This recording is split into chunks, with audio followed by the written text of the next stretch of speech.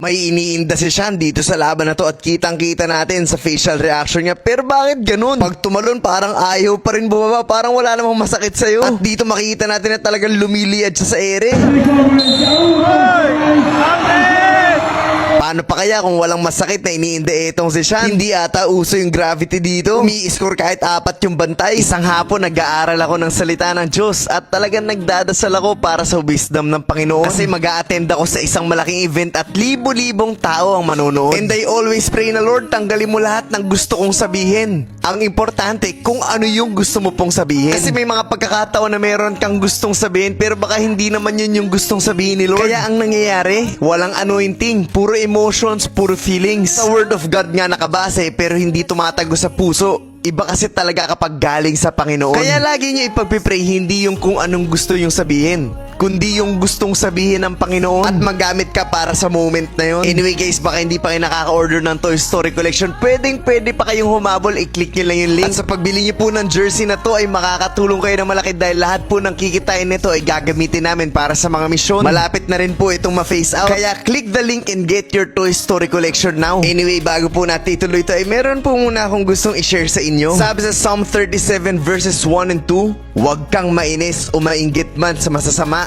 dahil tulad ng damo, sila'y madaling matutuyo. At tulad ng sariwang halaman, sila'y malalanta. Matutuyo, masisira, malalanta o kung ano man ang mangyari sa kanila, hindi yun dahil gaganti ka. Kung hindi si Lord na ang bahala manghusga, ikaw, ang gusto ng Panginoon sa'yo ay mag-focus ka lang sa Kanya. Huwag ka magpapa-apekto, ni huwag ka maiinggit, huwag ka maiinis, huwag ka magagalit, hayaan mo lang sila. Dahil kung totoong sinusunod mo ang Panginoon, dapat ay gumalaw ka na naaayon sa kalooban niya. At sa oras na nag-iisip tayo ng pangit at hindi maganda, nadadala rin tayo dun sa mga hindi magagandang bagay. Protektahan mo ang puso mo. Mabuhay ka ayon sa kalooban ng Diyos. At gaya sa binasa natin, huwag kang mainis, huwag kang magalit, huwag kang mainggit. Huwag mong hayaan na balutin ka rin ng kadiliman at ilayo sa Panginoon. At sana po ay malinaw at naintindihan niyo po talaga mensahe ng video na to. Guys, punta na tayo dito sa game kung saan napakalala naman ang performance na itong si Sean. Pero bago ang lahat, sa mga gusto mag-invite sa amin sa isang die series, i-message lang po itong number na to dahil malay nyo dyan na kami dumayo sa susunod. You may reserve your slots now, kaya ano pa pong hinihintay nyo? Message lang. Praising is eternal name of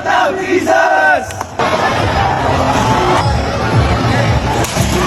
Umpisa pa lang ng labang matinding kasipagan agad ang pinakita niya. Ang gandang depensa nun, imbis na maka-fast break yung kalaban, kami pa yung naka-fast break tapos pinasabay yung kalaban tapos drop pa sa ilalim. Sa pangalawang pagkakataon, gano'n ulit, steal na naman itong si Sean, kuha na naman niya yung possession. Hindi na kailangan laging pumasok, isang simpleng job na lang tapos pull up. Pwede sa loob, pwede sa perimeter, pwede rin dito sa labas. Dito ang ganda ng sabay ng kalaban kaya sumablay itong si Sean. Pero akala mo ba doon na natatapos yun? Pa-fast break na yung kalaban, ang layo na pero hindi siya sumuko at ayun, binatata sa board. Tignan niyo tong layup na to guys, pwede naman posterize to eh, oh. Nilagay na lang oh, pero sa totoo lang kaya niya ng idang. At dito kinakamusta ko siya kasi parang meron siyang iniinda. Pero hindi, sabi niya laban pa rin daw. Isipin mo, sa sobrang sipag mo, pati yung kakampi mo sinundutan mo. Pero babawi yan dito guys, tignan nyo. Ayun, titira na, binalik naman pala, sinundutan ka pero ibabalik sa'yo. Grabe yung penetration na naman ang ginawa ni Sean dito. Tignan nyo naman kung paano siya lumipad. Foul counted at crucial pa nga itong tira na to.